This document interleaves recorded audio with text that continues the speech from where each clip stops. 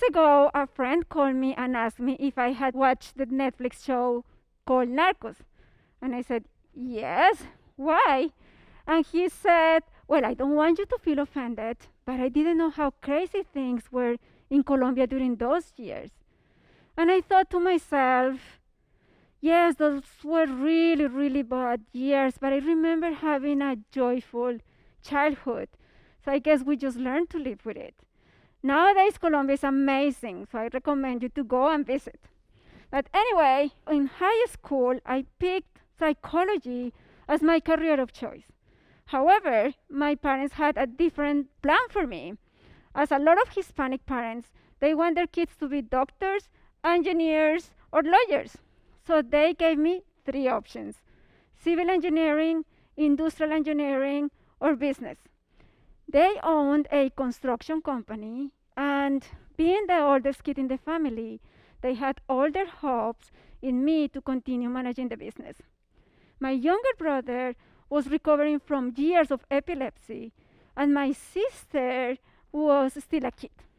So I have to confess that I was pretty upset with the given options, and I picked civil engineering just because I had no idea what it was about. So I went to university for civil engineering, and I ended up liking it and having a blast. The thing was that 6 months before my graduation, my parents had to close their business because at the time, the narcos were doing money laundering through construction, and my parents couldn't compete anymore. So what did I do? I got married and got a job, obviously. A year later, my husband and I decided to go to grad school.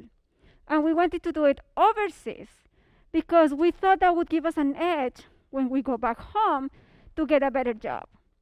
But the problem was that none of us spoke English. So the options narrowed to Spain. But even though the program was in Spain, it was in English because it was the international MBA. So we still needed to learn English. At the time, Jaime's sister was living in New York City, and she invited us to live with her. So let me tell you, I love New York City, but in my opinion, it's not the best place to learn English because everybody speaks everything but English, or at least everybody spoke to us in Spanish. And that forced us to speak in English between the 2 of us and even fight in English, and that was tough. So after a year of studying English, our savings were little, and we didn't have money now to go to Spain and start again. But we didn't want to go back to Colombia without our masters. So at the time, I had a friend who was living in Manchester, New Hampshire, and she suggested us to apply to Southern New Hampshire University for our masters. So we did, and Jaime went first. When he started classes, I decided to look for a job in engineering. I needed to look for a company that sponsored me, and I also needed to put my resume together. The problem was that my English was still más o menos, and I didn't know any technical words in English. And at the time, there was not such a thing as Google. So what I did is I went with Jaime to his university and sat in their computer lab with a Spanish-English dictionary and put my resume together. I remember vividly during that time that one night we had just paid Jaime's tuition and we had no money left. And we just sat down on the floor, prayed, and gave thanks for everything we had experienced and just put ourselves in God's hands. The crazy thing is that the next day, Jaime got paid $200 for a tutoring session he had done at his school. And that same day later, I got a call from a company that wanted to interview me in Boston. So I went to this interview, and there were 2 guys. One was very opposed to what my expertise could provide, and the other one was very welcoming, arguing that numbers were numbers here or in any part of the world. I left the interview feeling hopeful, but mostly grateful because I finally had the opportunity to talk to a civil engineer in this country. 2 weeks passed and I didn't hear from them, so I assumed I didn't get the job. So I decided to call the welcoming guy, and I said, look, I know I didn't get the job, but I would love it if you could help me improve my resume. To what he said, sure, come here, and I help you. And surprisingly, he changed my whole resume. But to my surprise, he offered me a job 2 days later, and they even sponsored my work visa. I just couldn't believe it. On my first day at work, I was very nervous because I didn't know how these big, tough guys were going to react to a petite Latina woman with a strong accent. They turned out to be great. But at this job, I not only learned about how construction works here, but I also faced the reality of being the only woman wherever I went. And that was not an easy task for sure, but I still went with it. A couple of years later, my husband and I felt more established, and we decided to start a family. And we tried for 6 years unsuccessfully. And then we went for IVF. And after a painful, emotional, and physical process, we got pregnant with our Bella. Becoming a mom, working in the construction industry, turned out to be a little bit challenging. When you work in a male-dominated industry and in the field, you don't really get a lot of flexibility. But again, I still went with it. 2 years later, I went to Babson College for my MBA with emphasis in entrepreneurship, and Isabella got twin sisters. While all of this was happening, I kept getting compliments about my jewelry. And having the bug of entrepreneurship in my mind, I thought I'm going to start a fashion business. However, I didn't want it to be one more jewelry business. So I went back to Colombia and I talked to the artisans that made my jewelry. And I was moved by their stories. I felt privileged to have the life that I had had. And I felt that I needed to do something. And that's when I founded Artyfactos, a sustainable and ethical jewelry business that offers unexpected pieces of jewelry made out of orange peel and seeds. And we support vulnerable artisan women for whom this is their primary source of income, and help reduce the waste of 15 million tons of orange peel that get discarded every year. I've been with Artyfactos 6 years, and I'm happy to share that we are in 100 retailers nationwide and keep growing. However, I always thought that I needed to do something, go back to engineering. I knew there was so many opportunities in the construction industry, but I didn't want to start a company only for my own financial benefit. I wanted to benefit others too. I've always been inclined to for-profit social entrepreneurship. And that's when my husband and I decided to join forces.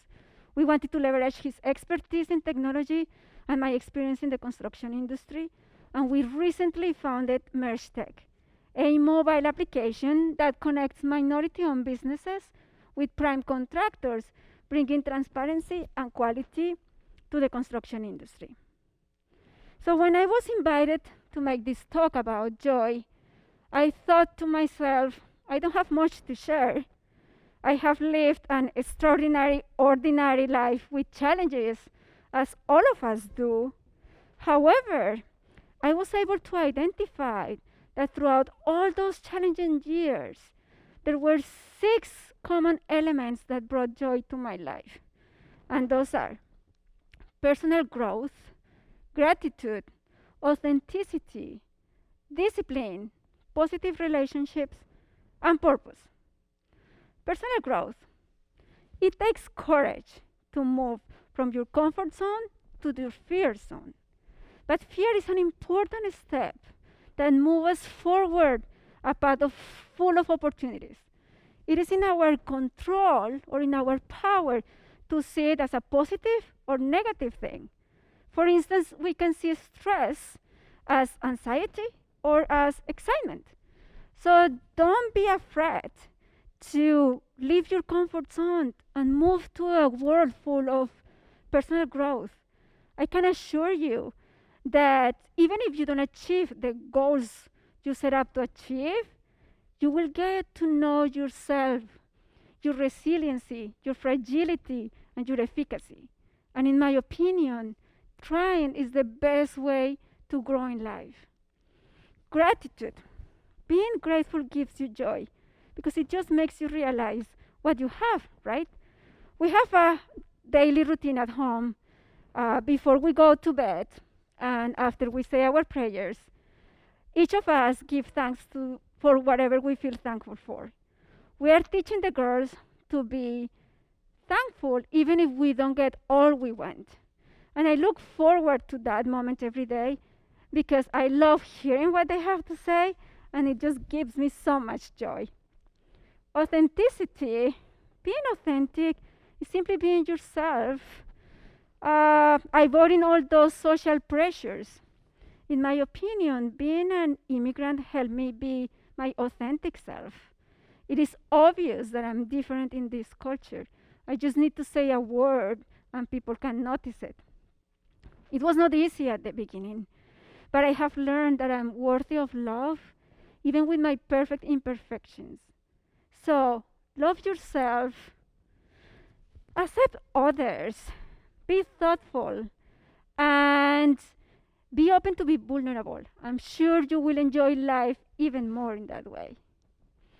Discipline. Buddha said a disciplined mind brings happiness. Those who are self-disciplined and self-control are more likely to be happy according to research.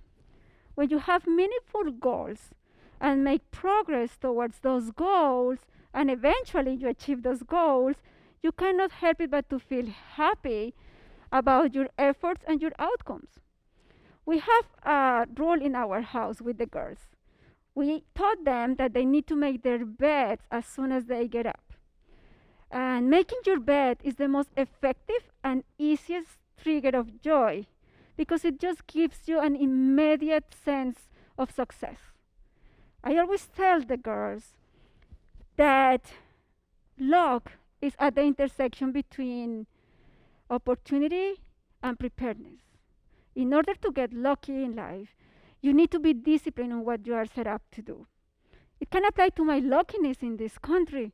As immigrants, we can have limited opportunities, but that should not stop us from learning a new language, a new culture, or a new topic, and be prepared for when the opportunity arises. And when it does, I'm sure you are going to enjoy the moment even more. Positive relationships. A Harvard study shows that the happiest people are the ones who lean into relationships with family, co-workers, and friends. Moving to the USA has been a remarkable experience. I have learned what New Yorkers and Bostonians appreciate and what bothers them. My Latino culture is very buoyant and therefore more spontaneous. And so I had learned to enjoy relationships here in a different way. I also think that we have lost universal norms or behavior. And I firmly believe that if we go back to practice urbanity and good manners, it will bring us back to those cordial, positive, and joyful relationships with each other. It could be as simple as saying good morning to your neighbor, or being tolerant and expressing affection to someone at home, or respecting others' rights and not abusing yours. And purpose. This was the toughest for me. I was always following normal, like social norms, right? I listened to my parents. I went to school, went to college, got a master, got a job, got married, had kids, bought a home. But is that really my purpose? I don't feel so. Sometimes finding your purpose is not right in front of you. What I have learned is that I should listen to my gut, right? That little voice that God uses to guide us. When I founded Artyfactos and Merge-Tek, that little voice told me that with privilege came responsibility and that I needed to pay it forward. That I needed to use the tools and knowledge that I had learned throughout my life to help those who have not had the same opportunities. So I will leave you with this. We have the power to change how we see our reality. We cannot control what happened to us, but we can control how we react to it. We can control our own joy or lack of it. By seeing the optimistic side of those challenging situations in our ordinary lives, we are bringing joy and happiness into our lives. And we are opening to immeasurable opportunities. I'm hopeful that today, sharing my story will show you that those challenging moments in my life taught me that through kindness, paying it forward, and gratitude, I could have a joyful life. And because you are the authority of your own life, you can do it too. Thank you.